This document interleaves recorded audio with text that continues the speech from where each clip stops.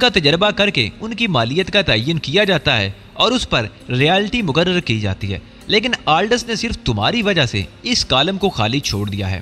اسے میری ہدایت کا پاس تھا۔ مجھے افسوس ہے کہ تمہیں میری وجہ سے اپنے بنائے ہوئے اہم قوانین میں ترمیم کرنا پڑی۔ بہرحال میں نہیں چاہتا کہ تمہاری زمین کی دولت تمہاری بجائے دوسرے ملکوں کے کام آئے۔ یہ خوشی کی بات ہے کہ وہاں تمہاری فوجیں تعینات ہیں۔ کسی مناسب وقت پر چند ماہرین کو وہاں اور بھیج دو اور فوجوں کی ایک اچھی تعداد کو وہاں متعین کر دو جو کمپنی کے کیمپ پر نگرانی رکھے، اور وہاں جو کچھ بھی ہو ان فوجوں کی اطلاع کے بغیر نہ ہو۔ کوئی چیز اس وقت تک وہاں سے نہ لی جائے جب تک کہ اس کی صحیح حقیقت ماہرین کے علم میں نہ آ جائے۔ اس کی کوئی خاص وجہ ہے علی؟ جنرل ٹیرس نے پوچھا۔ ہاں، ان پہاڑیوں میں پلیٹینیم ہے جنرل، دنیا کی سب سے قیمتی دھات، اور میرا اندازہ ہے کہ وہ کسی اور شکل میں پیش کر کے یہاں سے باہر لے جانے کی کوشش کریں گے۔ اس کا فائدہ اسرائیل کو حاصل ہوگا کیونکہ گرے سٹون ایک یہودی کی ملکیت ہے۔ میرے اس انکشاف پر جنرل ٹیرس اور کیتھی براؤن دنگ رہ گئے۔ کافی دیر خاموش رہنے کے بعد کیتھی براؤن نے کہا، یقیناً تمہیں پہلے سے اس کا علم نہ ہوگا علی۔ ہاں، پہلے نہیں تھا، میں نے جواب دیا۔ حال ہی میں مجھے یہ معلوم ہوا ہے۔ یہ ناممکن ہے علی کہ گوٹیل سے کوئی چیز اس طرح نکل جائے۔ ہر طرح کی چشم پوشی صرف تمہاری وجہ سے کی جا سکتی تھی، لیکن اب صورتحال واضح ہو گئی ہے۔ جنرل ٹیرس بولا، میں چاہتا ہوں جنرل کہ ابھی اس سلسلے میں کوئی خاص قدم نہ اٹھایا جائے، لیکن کڑی نگرانی رکھی جائے۔ تمہاری اطلاع کے لیے یہ عرض کر دوں کہ اس کی پشت پناہی CIA کا معزز ایجنٹ اولی وارڈ ہے، جو نسلاً یہودی ہے اور اب مسجد کے لیے کام کرتا ہے۔ اوہ، میں اس شخص سے اچھی طرح واقف ہوں۔ اس سلسلے میں اس کی وجہ سے دھوکہ کھا گیا ہوں۔ اگر اس شاطر کا معاملہ نہ ہوتا تو میں سمجھ رہا ہوں علی، اطمینان رکھو، اب میں اس کیس پر پوری توجہ دوں گا۔ وہ گوٹیل کی دولت اس طرح نہیں لے جا سکیں گے۔ جنرل ڈیبو میرا وفادار ہے اور مجھے اس پر مکمل اعتماد ہے۔ بس اسے صورتحال سے آگاہ کرنا ہوگا۔ ہم وہاں فوج تعینات رکھیں گے اور اس بات کی پبلسٹی کریں گے کہ ابھی لیماٹو قبائل کا خطرہ باقی ہے، لیکن وہاں موجود فوج کا اصل کام ان لوگوں پر نگاہ رکھنا ہوگا۔ اس کے علاوہ معاہدہ اپنی جگہ، لیکن جب وہ کچھ حاصل کرنے میں کامیاب ہوں گے اور اس کا اظہار کریں گے تو ریالٹی طے کر لی جائے گی، اور مجھے یقین ہے کہ جو کچھ میں مانگوں گا وہ اتنا ہوگا کہ ان لوگوں کی آنکھیں نکل پڑیں گی۔ اگر اس سلسلے میں معاہدے کے مطابق تم سے بات کرنی پڑی تو علی تمہاری اجازت سے میں تم سے بھی سودے بازی کروں گا، اور وہاں تم مجبوری کا اظہار کر دینا۔ بہت مناسب ہے، مجھے خوشی ہے کہ تم نے صورتحال کو سمجھ لیا ہے، میں نے مسرور انداز میں کہا۔ ان لوگوں کے سلسلے میں اگر کوئی کام میرے لائق ہو تو مجھے بھی خدمت کا موقع دو۔ کاش میرا مسئلہ تمہاری مدد سے حل ہو سکتا، میں نے ٹھنڈی سانس لے کر کہا، پھر چونک کر بولا، ہاں جنرل، ایک اور بات سن لو، تم ابھی اپنے گرد موجود خطرناک لوگوں سے چھٹکارا نہیں حاصل کر سکے ہو۔ تمہیں اس معاملے پر بھی توجہ دینی چاہیے۔ تمہارے محل میں بہت سے لوگ ایسے ہوں گے جو دوسروں کے اعلیٰ کار ہوں، ان لوگوں کو تمہارے اتنا قریب نہیں ہونا چاہیے، جیسے جنرل کیرانو۔ ہاں، جنرل کیرانو کے سلسلے میں مجھے سخت حیرت اور افسوس ہے اور شرمندگی بھی ہے۔ بہت پرانا ساتھی تھا وہ میرا۔ ایک اور شخصیت کی نشاندہی بھی کرتا ہوں، لیکن اس شرط کے ساتھ کہ ابھی اس کے خلاف کوئی کارروائی نہیں کرو گے اور نہ اپنا انداز تبدیل کرو گے۔ کون ہے وہ؟ کیتھی براؤن نے پرجوش لہجے میں کہا۔ میری شرط یاد رکھی جائے گی، میں نے مسکرا کر کہا۔ 100%۔ کون ہے وہ؟ کیتھی نے کہا۔ جیمز مورلے، وہ اولی وارڈ کا ایجنٹ ہے، میں نے کہا، اور وہ دونوں سکتے میں رہ گئے۔ ان کی آنکھیں مجھ پر جمی ہوئی تھی۔ میں نے انہیں جیمز مورلے کے بارے میں پوری تفصیل بتا دی۔ کیتھی سر پکڑ کر بیٹھ گئی۔ تم نے تو واقعی خوفزدہ کر دیا علی۔ جنرل ٹیرس نے نچلا ہونٹ دانتوں میں دبا لیا تھا، پھر وہ گردن ہلا کر بولا، کچھ نہیں، ابھی اس وقت تک کچھ نہیں کیا جا سکتا جب تک تمہاری طرف سے وضاحت نہ مل جائے۔ اس کے بعد علی، گوٹیل میں ایک اور انقلاب آئے گا، ایک خونی انقلاب۔ میں اس کے بارے میں پہلے سے کچھ نہیں کہوں گا، لیکن اس بات کا تم یقین کر لو۔ جنرل ٹیرس نے جملہ ادھورا چھوڑ دیا۔ میں نے بھی اور کچھ نہیں کہا تھا۔ اپنی آرام گاہ میں داخل ہو کر میں نے بہت سکون محسوس کیا۔ دل سے بہت بڑا بوجھ ہٹ گیا تھا۔ جنرل ٹیرس کے سامنے میری پوزیشن خراب ہو سکتی تھی، اور پھر میں کسی قیمت پر یہ برداشت نہیں کر سکتا تھا کہ کسی یہودی کو میرے نام پر اتنا بڑا فائدہ حاصل ہو۔ حالانکہ پہلے میں نے فیصلہ کیا تھا کہ جنرل کو ابھی صورتحال سے آگاہ نہیں کروں گا اور اپنے طور پر ہی کچھ کروں گا، لیکن اچانک ہی میری زبان جنرل کے سامنے کھل گئی تھی، اور اب احساس ہو رہا تھا کہ یہ دوسرا فیصلہ ہی درست ہے۔ اپنے بارے میں کیا کہہ سکتا تھا کہ کب کیسے حالات کا شکار ہو جاؤں؟ ممکن ہے گوٹیل سے کہیں جانا ہی پڑ جائے اور بیچارہ جنرل ٹیرس حالات سے بے خبر ہی رہے۔ اب کم از کم جنرل یہ سمت سنبھالے گا اور وہ لوگ کوئی فائدہ نہ حاصل کر سکیں گے، اور दफातन दरवाजे पर दस्तक हुई और मैं चौंक पड़ा। मैंने दरवाजा खोला तो जेम्स मोरले खड़ा था। हेलो अली, वो मुझे देखते ही बोला। आओ, मैंने सर्द लहजे में कहा और जेम्स मोरले अंदर दाखिल हो गया। दिली मुबारकबाद अली, वो सब कुछ हो गया जो कंपनी चाहती थी और उसका सेहरा तुम्हारे सर है। तुमने जो कुछ किया है वो कभी भुलाया नहीं जा सकता। तुम्हारे लिए एक पैगाम है। क्या? मैंने सर्द मोरी से कहा। कालमू कैंपू चले जाओ, सरबराहान तुमसे कुछ बातचीत करना चाहते हैं। मैं चंद लम्हात जेम्स मोरले को देखता रहा, फिर मैंने कहा, सार्डान में अब मेरी ज़रूरत तो नहीं है। मेरे ख्याल में नहीं, लेकिन उसका सही जवाब तुम्हें कालमू कैंपू में ही मिलेगा, जेम्स मोरले ने जवाब दिया। कब जाना है? ग्रेस्टोन की गाड़ी तुम्हें वहाँ तक ले जाएगी। दूसरे मामलात तुम खुद हैंडल करोगे। दूसरे मामलात? मैंने सवालिया अंदाज में कहा। मेरी मुराद जनरल वगैरह की इजाज़त से है, जेम्स मोरले ने कहा और फिर एक आंख दबाकर बोला, तुम खुद भी अपनी महबूबा से मुलाकात के लिए बेचैन हो गए। और कुछ जेम्स मोरले? नहीं, बस कल सुबह, इससे ज़्यादा तुम्हारे पास इस वक्त रुकना खतरे से खाली नहीं, इसलिए खुदा हाफिज, जेम्स मोरले ने कहा और फिर वो गर्दन खम करके चला गया। दूसरी सुबह नाश्ते पर मैंने जनरल से इजाज़त तलब की तो वो चौंक कर मुझे देखने लगा। क्यों? उसने सवाल किया। ग्रेस्टोन के कुछ सरबराहान मुलाकात करना चाहते हैं। मैंने मुस्कुराते हुए कहा। मैं कोई इंतज़ाम करूं? जनरल ने पूछा। अभी बिल्कुल ज़रूरत नहीं, इत्मीनान रखो। हाँ, मैंने जो कुछ तुम्हें बताया उस पर पूरी तवज्जो रखना। मुमकिन है कोई और जिम्मेदारी मुझे सौंपी जाए और मैं मसरूफ़ हो जाऊं, लेकिन गोटेल की दौलत ज़ाया नहीं होनी चाहिए। हम तुम्हारी वापसी का इंतज़ार करेंगे अली, ज़रूर वापस आऊँगा, लेकिन कब, इसके बारे में कोई वादा नहीं कर सकता, मैंने जवाब दिया। कैथी से मेरी काफ़ी गुफ्तगू हुई इस बारे में। हमने एक मंसूबा बना लिया है। तुम इत्मीनान रखो, ग्रेस्टोन को ऐसे जाल में फांसा जाएगा कि वो लोग चौकड़ी भूल जाएंगे। मैं उसके सारे असासे जब्त कर लूँगा, जनरल ने कहा। ऐसा ही होना चाहिए जनरल, मैंने तिल मिलाते हुए कहा। वक्त मुकर्रर पर ग्रेस्टोन की गाड़ी आ गई। मुझे उस बारे में इतला दे दी गई तो मैं तैयार हो गया। टेरेस और कैथी ने मुझे रुखसत होते हुए कहा, अली, हम तुम्हारी वापसी का इंतज़ार करेंगे। तुम्हारे कदम हमारे लिए हमेशा मुबारक होते हैं। इस कंपनी को कान के नी का ठेका देकर हम खुश हुए थे कि चलो अली के लिए कुछ तो किया, लेकिन ये खुशी भी हमें नहीं मिल सकी, बल्कि तुम उल्टा हमें ही प्लेटिनियम के बारे में बताकर जा रहे हो। मेरा बदतरीन दुश्मन लिमाटो तवील अरसे से मेरे लिए दर्द सर बना हुआ था। न जाने कब तक वो आज़ाद रहकर मुझे नुकसान पहुंचाता रहता। तुम्हारी वजह से वो भी रास्ते से हट गया और हम पर तुम्हारे कुछ और एहसानात हो गए। दोस्तों का दोस्तों पर कोई एहसान नहीं होता जनरल, खुदा हाफिज, मैंने कहा और बाहर निकल आया। एक शानदार लैंड रोवर जिस पर ग्रेस्टोन का मोनोग्राम चिस्पा था मुझे लेकर चल पड़ी। मेरे साथ एक ड्राइवर और 2 अफराद और थे जो बहुत मुअद्दब नजर आ रहे थे। कालमू कैंपू तक का सफर किसी खास वाक़ये के बगैर तय हो गया। रास्ते में ज्यादातर सोचता ही रहा, बिलाखिर कालमू कैंपू आ गया। मुझे सुर्ख पत्थरों से बनी हुई एक किला नुमा इमारत में पहुंचा दिया गया था। इमारत के एक वसी व अरीज कमरे में जो इंतहाई आला दर्जे के स्याह फर्नीचर से आरास्ता था, मेरी मुलाकात 2 अफराद से हुई। उनमें एक कोताह कद और शानों के अंदर धंसी हुई गर्दन का फरबा इंदाम अधेड़ उम्र शख्स था जिसने चुगा साहब पहना हुआ था। चमकदार हीरों की 10 इंगिश्तरियां उसके दोनों हाथों की उंगलियों में चढ़ी हुई थी। दूसरी शख्सियत एक पागल कर देने वाली हद तक खूबसूरत लड़की थी जिसने सफ़ेद लिबास पहना हुआ था। गले से घुटनों तक बेदाग सफ़ेद हीरों की माला पड़ी हुई थी। एक एक उज़ू सांचे में ढला लगता था। खदोखार इतने दिलकश थे कि निगाह जमकर ही रह जाए। मैंने एक निगाह उस पर डाली और उसका एक एक नक्श मुस्कुरा दिया। यूं ही महसूस होता था जैसे वो सर से पांव तक हंस पड़ी हो। कोताह गर्दन और छोटी चमकीली आंखों वाले ने मुझे देखा और एक मकरूह मुस्कुराहट से मेरा इस्तकबाल करते हुए बोला, एबरन हाल की तारीखी शख्सियत से मुलाकात मेरे लिए बेहद सनसनीखेज है अली यार खान। मैं पाकिस्तानी अली को खुश आमदीद कहता हूँ। उसने मुसाफे के लिए हाथ बढ़ाया। सॉरी दोस्त, तुमसे तारुफ हासिल किए बगैर मुसाफा करना मुमकिन नहीं। हम पाकिस्तानी सिर्फ उससे मुसाफा करते हैं जिसे सच्चाई से दोस्त मानते हैं। मुनाफकाना मुसाफा हमारे मज़हब में जायज़ नहीं। तुम कौन हो? सरकश, मगरूर, दिलकश लड़की आहिस्ता से बोली। और जाहिल, कोताह कामत ने कहा और हंस पड़ा। यहूदी हो? मैंने तंजन कहा।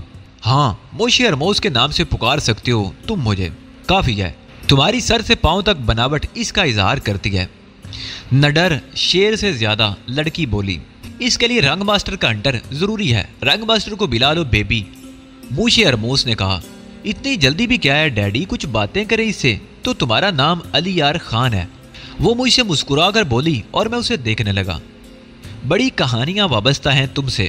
ہاں، تمہاری قوم رات کے وقت میرا نام نہیں لیتی کیونکہ اس کے بعد اسے نیند نہیں آتی۔ میں نے جواب دیا، ویری گڈ، مجھ سے دوستی کر لو کیونکہ میری ماں یہودی نہیں تھی، وہ نسلاً آئرش اور پکی کرسچن تھی۔ اس نے مرتے وقت تک یہودی مذہب قبول نہیں کیا تھا۔ وہ آگے بڑھ کر میری طرف ہاتھ بڑھا کر بولی، تمہاری بلڈ رپورٹ دیکھے بغیر یہ ممکن نہیں۔ میں نے جواب دیا، بلڈ رپورٹ؟ اس نے حیرانی سے پلکیں جھپکاتے ہوئے مجھے دیکھا۔ اگر اس میں یہودیت کے جراثیم ہوئے تو میرا ہاتھ گندا ہو جائے گا۔ میں نے کہا، او بیبی، ہر وقت کی فضولیات اچھی نہیں ہوتی۔ رنگ ماسٹر کو بلاؤ، کوتاہ قامت نے جھنجھلائے ہوئے انداز میں کہا اور پھر خود ہی اٹھ کھڑا ہوا۔ اس کی چال بڑی مزاحیہ تھی۔ ہر 2 قدم چلنے کے بعد وہ پھدکتا ضرور تھا۔ پھر اس نے ایک دیوار کے قریب لگے بٹن پر انگلی رکھی۔ اسی وقت دروازے سے آواز سنائی دی، میں آ گیا ہوں ہرموشے، فکر مت کرو۔ اور رنگ ماسٹر، اس جنگلی بلے کو سنبھالو، غرائے جا رہا ہے۔ بوشے ہرموس نے کہا۔ میری گردن بھی گھوم گئی تھی۔ دروازے میں میرا قدیم دشمن اولی وارڈ کھڑا مسکرا رہا تھا۔ اس کی مسکراہٹ کا انداز فاتحانہ تھا۔ میں خاموشی سے اسے دیکھنے لگا۔ پھر میں نے آہستہ سے کہا، تو یہ ہے تمہارا رنگ ماسٹر۔ میرے لہجے میں طنز تھا۔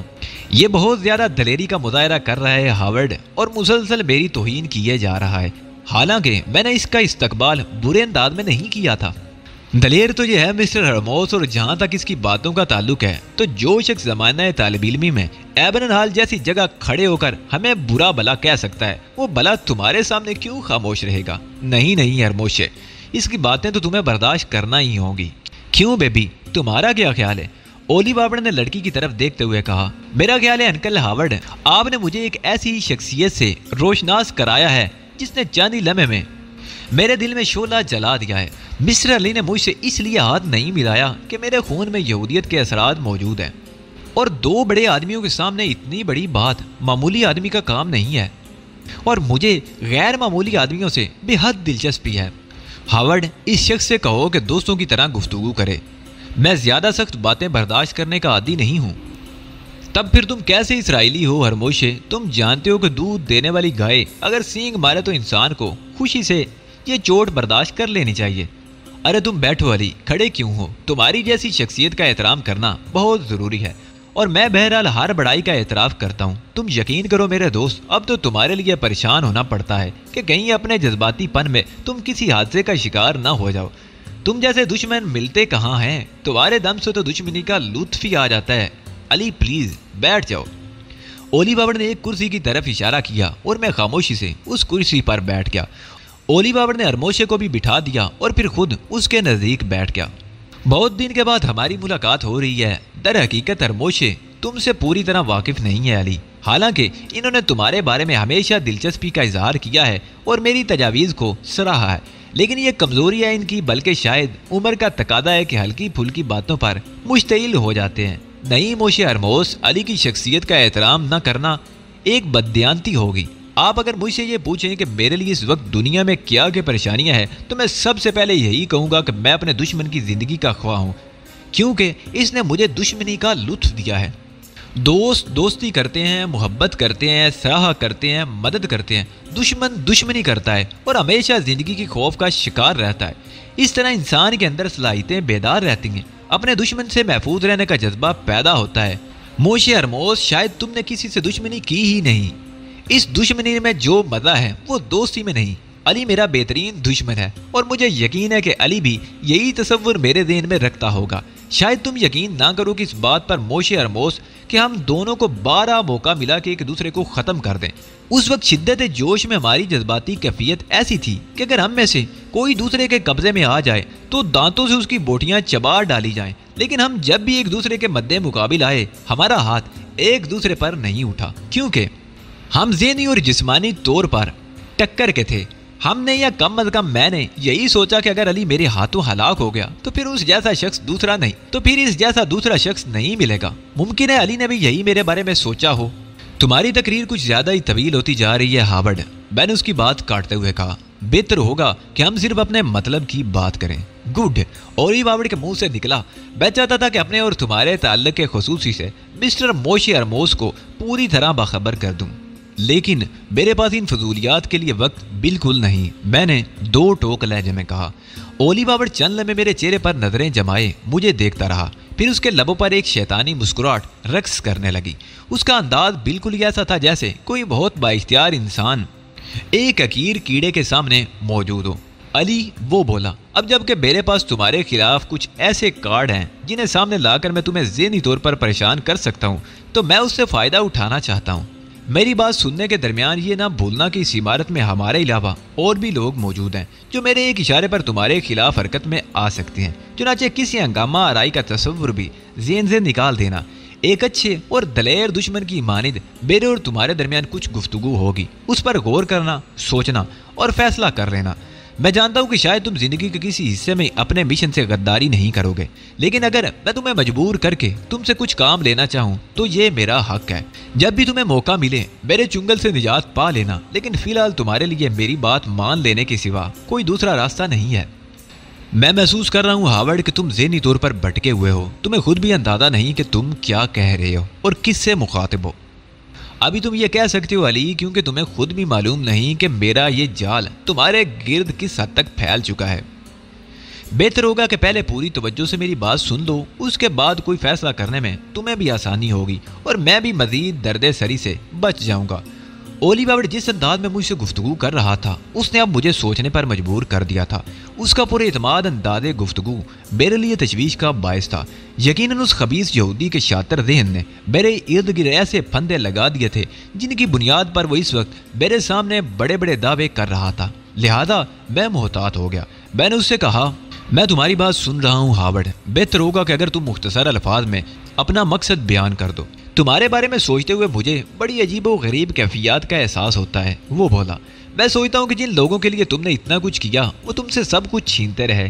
میرا خیال تھا علی کہ تہذیب مالک ایکس کی موت کے بعد تمہارے نظریات تبدیل ہو جائیں گے، کیونکہ اپنا سب کچھ کھونے کے بعد تم نے ایک رفیق زندگی کو پایا تھا۔ میں نے خود بھی اکثر ان لائنوں پر سوچا تھا کہ تم سے تہذیب چھین لی جائے، لیکن فلسطینیوں نے اس سلسلے میں بھی عمل کر ڈالا اور بلا کر تمہاری محبوبہ کو موت کے گھاٹ اتار دیا۔ علی، اس کے بعد بھی اگر تم ان کے لیے دل میں نیک جذبات رکھتے ہو تو مجھے صرف اتنا بتا دو کہ تم کس مٹی کے بنے ہوئے ہو۔ میں خاموشی سے اولی بابڑ کو دیکھتا رہا، ذہن میں بہت سے خیالات امڑ رہے تھے۔ وہ شاطر انسان تہذیب مالک ایکس کے معاملے کو ابھی سائیڈ پہ ہی رکھنا چاہتا تھا۔ میرے ذہن میں تو یہی تھا کہ اگر اولی بابڑ کی مرضی کے مطابق کچھ کام ہو جائے تو شاید وہ تہذیب کی زندگی کا اقرار کر لے اور مجھے بتائے کہ تہذیب اس کے قبضے میں موجود ہے، اس کے بل پر مجھے بلیک میل کرے۔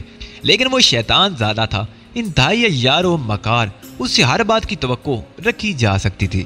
غالباً اس سلسلے میں اس کے ذہن میں کوئی اور ہی خوفناک منصوبہ تھا۔ میں بھی اس معاملے میں جلد بازی نہیں کرنا چاہتا تھا، مناسب موقع کا انتظار میرے لیے ضروری تھا۔ چنانچہ میں نے اس سے کہا، تہذیب کے معاملے کا تعلق میری اپنی ذات سے ہے اور تم جانتے ہو کہ میں اپنے مشن کی خاطر اپنا ہر ذاتی مفاد قربان کر چکا ہوں۔ اگر مجھے اپنی ذاتی خواہشات کی اتنی پرواہ ہوتی تو پھر مجھے اس قدر سختیاں جھیلنے کی ضرورت ہی کیا تھی؟ لہذا اس معاملے کو نظر انداز کرتے ہوئے تم صرف وہی کچھ کہو جو کچھ کہنا چاہتے ہو۔ موشے ارموز سے میں تمہارا تعلق کرا چکا تھا علی، لیکن یہ باتیں تمہارے سامنے کہنی بھی ضروری تھی تاکہ موشے ارموز کو علم ہو جائے کہ میں نے بھی کسی سلسلے میں غلط بیانی نہیں کی۔ کیوں ارموشے، میں نے جو کچھ علی کی غیر موجودگی میں تم سے کہا تھا کیا یہی سب نہیں تھا؟ بے شک تھا، لیکن اس شخص کے دل سے تم اسرائیل کے خلاف نفرت کیسے نکال سکو گے؟ موشے ارموز نے بدستور ناخوشگوار لہجے میں کہا۔ کبھی نہیں نکال سکوں گا۔ ویسے علی، گریس ٹون کے لیے سب کچھ کرنے کا شکریہ، اس بات کا اعتراف کرتے ہوئے بھی مجھے کوئی ہچکچاہٹ نہیں ہے کہ تمہاری مدد کے بغیر ہم یہ کامیابی حاصل نہیں کر سکتے تھے۔ یہ کہتے ہوئے اس خبیث کے لبوں پر بڑی تنزیہ مسکراہٹ پھیل گئی تھی۔ گریس ٹون موشے ارموز کی ملکیت ہے اور موشے ارموز اپنی تمام تر آمدنی کا 75% اسرائیل کے لیے وقف کر دیتا ہے۔ سارڈان کی پہاڑیوں سے جو کچھ برآمد ہوگا اس کا 75% منافع حکومت اسرائیل کو دیا جائے گا۔ اسرائیلی حکومت تمہاری اس کاوش کے سلے میں تمام پرانی رنجشیں بلانے کے لیے تیار ہے اور موشے ارموز بھی اس عظیم الشان کامیابی پر بے حد خوش ہیں اور تمہاری سفارش کرتے ہیں۔ حقیقت یہ ہے اولی بابڑ کہ میں ابھی تک تمہاری اس بکواس کا مقصد نہیں سمجھ سکا، میں نے خشک لہجے میں کہا، لیکن اولی بابڑ پر میرے الفاظ کا ذرہ برابر بھی اثر نہ ہوا۔ اس بار میرے اور تمہارے درمیان ایک دلچسپ کھیل ہوا ہے علی۔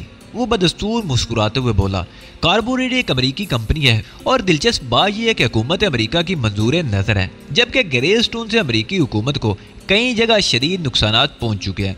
ग्रे स्टोन एक तनाज़े है अमेरिकी हुकूमत और इसराइली हुकूमत के दरमियान, क्योंकि उसमें ज़्यादातर रूसी हुकूमत के शेयर हैं और ख़ास तौर से क्यूबा के मफादात ग्रे स्टोन से सबसे ज़्यादा वाबस्ता हैं। इसलिए अमेरिकी हुकूमत ग्रे स्टोन को हमेशा कड़ी निगाहों से देखती रही है।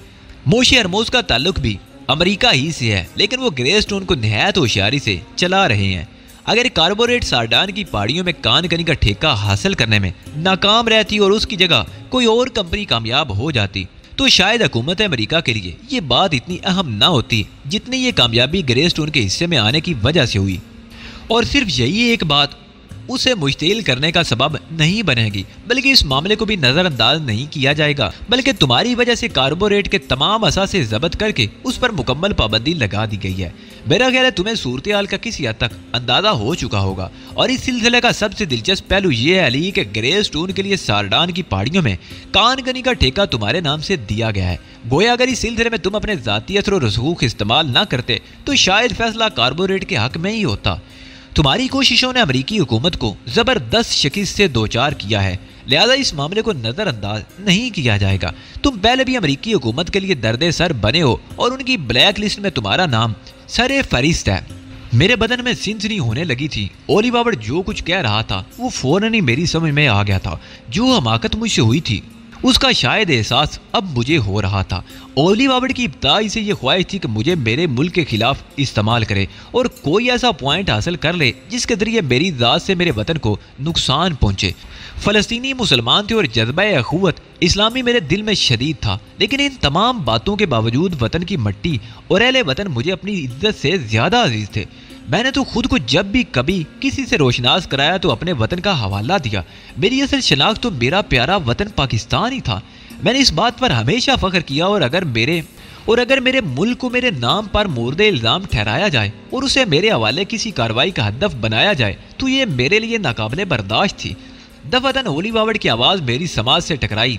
वतन से दूर रहकर फ़लस्तीनियों के मफाद के लिए सरगर्म रहना बेशक एक अच्छा फेल है अली, बेशक एक अच्छा फेल है अली यार खान, और उससे तुम्हारे मिली जज्बे का अंदाज़ा होता है। लेकिन क्या तुम्हें सिर्फ फ़लस्तीनी मुसलमानों से दिलचस्पी है? क्या अपने हमवतनों से तुम्हारे दिलो दिमाग में कोई ख्याल नहीं?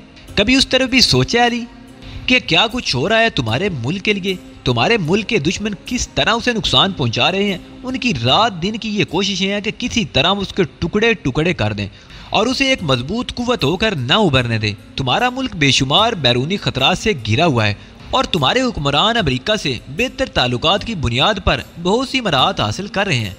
OX तैयारों का निज़ाम, F-16 और बेशुमार ऐसी दिफाई ज़रूरतें अमेरिका के ज़रिए ही पूरी हो रही हैं जो मुल्क के लिए बेहद ज़रूरी हैं। इन हालात में तुम्हारी अपनी शख्सियत अगर इस अंदाज में उनके सामने आए कि एक पाकिस्तानी बाशिंदे ने अमेरिका को बैरूनी सतह पर शदीद नुकसानात पहुँचाए और इसराइली मफादात के लिए काम को फोकियत दी है, तो तुम्हारा क्या ख्याल है? क्या अमेरिकी सेनेट में तुम्हारे बारे में चह मगोइयाँ नहीं होंगी? क्या ये सवाल नहीं उठाया जाएगा कि कार्बोरेट को एक अजीम खसारे से दोचार करने वाला अली यार खान एक पाकिस्तानी है और हुकूमत पाकिस्तान इस सिलसिले में किसी न किसी तौर जिम्मेदार है? तुम्हारे मुखालिफ मुल्क की अमेरिकी लाबी इस मामले को बढ़ा चढ़ा कर पेश करेगी और पाकिस्तान को दी जाने वाली अमेरिकी इमदाद को रुकवाने की कोशिश करेगी। मेरा ख्याल है मेरे दोस्त, इससे ज़्यादा अब तुम्हें समझाना ज़रूरी नहीं है। मैं सख्ते किसी आलम में ओली बाबर की सूरत देख रहा था। मैंने खुद को संभाला और आहिस्ता से बोला, ओली बाबर, बिलाशुबा मेरे और तुम्हारे दरमियान बदतरीन दुश्मनी का रिश्ता कायम है और कायम रहेगा। तुमने इस बार जो दाव खेला है उसने मुझे चित कर दिया है और जहाँ तक फ़लस्तीनियों के मफादात के लिए काम करने का मामला है तो तुम उसका पस मंज़र जानते हो।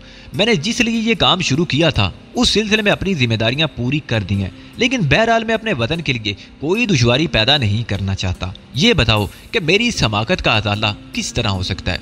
बहुत नफीस और सुलझा हुआ सवाल है। जो कुछ तुम कर चुके हो इसराइल के खिलाफ उसका कफारा अदा करो अली, ओलिव हावर्ड ने कहा। किस तरह? मैंने कुछ हिचकिचाते हुए कहा, इसराइली मफादात के लिए उसी अंदाज में काम करो जिस तरह तुम फ़लस्तीनी मफादात के लिए काम करते हो। बेशक मेरे दिल में इंतकाम की आग भड़क रही है, लेकिन अगर तुम चाहो तो इस आग को सर्द कर सकते हो।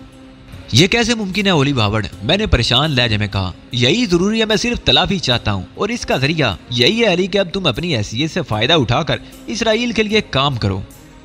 حیثیت سے فائدہ اٹھا کر؟ میں نے سوال کیا۔ ہاں میں جانتا ہوں کہ اگر تمہارے ہاتھوں کچھ کام بگڑ بھی جائیں تو کم از کم وہ لوگ یہ نہیں سوچ سکتے کہ تم نے جان بوجھ کر یہ کام بگاڑے ہیں۔ ابتدا تو اسی انداز میں رہے، بعد میں اگر انہیں اندازہ ہو بھی جائے کہ تم اپنے راستے سے بدل گئے ہو تو تمہیں ان کی فکر نہیں کرنی چاہیے، بلکہ تم اسرائیلی مفادات کے لیے اپنے فرائض انجام دیتے رہو۔ گویا تمہارا مطلب ہے کہ میں ان لوگوں کو دھوکہ دوں، ان سے اہم معلومات حاصل کر کے اسرائیل کے حوالے کر دوں اور بعد میں جب انہیں معلوم ہو جائے کہ میں ان سے غداری کر چکا ہوں تو پھر کھلم کھلا تمہارے لیے کام کروں۔ بالکل سیدھی اور صاف سی بات ہے، اس میں نے کسی فریب سے کام نہیں لیا۔ مگر اولی بابڑ یہ کام میرے لیے جتنا مشکل ہے کیا اس کا تمہیں اندازہ ہے؟ میں نے بے چارگی سے کہا۔ خوب اندازہ ہے، لیکن اس مشکل کام کے لیے تمہیں تیار کرنے پر جتنی مشکلات کا سامنا کرنا پڑا ہے اس کا تم خود بھی اندازہ لگا سکتے ہو۔ مقصد صرف یہی نہیں تھا کہ تم سے ملاقات کر کے تمہیں چھوڑ دیا جائے، بلکہ ہر قیمت پر تمہیں اس کام کے لیے تیار کرنا تھا۔ تب مجھے سوچنے کے لیے کچھ وقت درکار ہے، میں نے کہا۔ ہونا تو یہی چاہیے کہ میں تمہیں اس سلسلے میں ایک لمحے کا بھی وقت نہ دوں، لیکن میں نے کہا نا کہ تم چہیتے دشمن ہو، سوچ لو۔ لیکن بہرحال فیصلہ ہمارے حق میں ہی ہونا چاہیے، کیونکہ یہ تمہاری بقا کے لیے بھی ضروری ہے۔ میں تمہیں اس درخواست پر مایوس نہیں کروں گا۔ کالمو کیمپوں میں رہو، یہاں سے باہر نکلنے کی کوشش مت کرنا، اپنا دائرہ محدود رکھو۔ زیادہ لوگوں سے ملاقات اس وقت تک مناسب نہیں ہے جب تک کہ تم ہمارے لیے کام کرنے پر آمادہ نہ ہو جاؤ اور ہم اپنا اطمینان نہ کر لیں کہ تم خلوص دل سے اس آمادگی کا اظہار کر رہے ہو۔ امید ہے تم پابندی کا برا نہیں مانو گے۔ کالمو کیمپوں کی بہترین رہائش گاہیں اور سب سے بڑھ کر تمہاری پسندیدہ شخصیت جیولٹ تمہاری منتظر ہے۔ سوچنے کے دوران یہ تمام چیزیں تمہیں ذہنی شگفتگی فراہم کریں گی اور تمہیں فیصلہ کرنے میں آسانی ہوگی۔ کیوں موشے ارموس، اس سلسلے میں آپ کی طرف سے تو کوئی تجویز نہیں ہے؟ نہیں رنگ ماسٹر، میرا خیال ہے شیر کو تم نے قابو کر لیا ہے، موشے ارموس نے مسکراتے ہوئے کہا اور اولی بابڑ ہنسنے لگا۔ مجھے شدید توہین کا احساس ہو رہا تھا، لیکن فوری طور پر یہ سب کچھ برداشت کرنا تھا۔ جو حماقت لا علمی میں کر بیٹھا تھا اس کی کچھ نہ کچھ سزا تو ہونی ہی چاہیے تھی۔ چنانچہ میں نے درمیانی رویہ اختیار کر لیا تھا۔ اب تم جو چاہو کر سکتے ہو علی۔ یہاں تمہارے لیے گرے اسٹون کی جانب سے وہ تمام سہولیات موجود ہوں گی جو کسی بڑی کمپنی کے ڈائریکٹر کو دی جا سکتی ہیں، لیکن اس کے ساتھ ہی ہزار آنکھیں تمہاری نگرانی بھی کریں گی اور تمہیں اس سلسلے میں محتاط رہنا چاہیے۔ اولی بابڑ اپنی جگہ سے واپس پلٹا اور کمرے سے باہر نکل گیا، گویا اس کا کام یہاں ختم ہو گیا تھا۔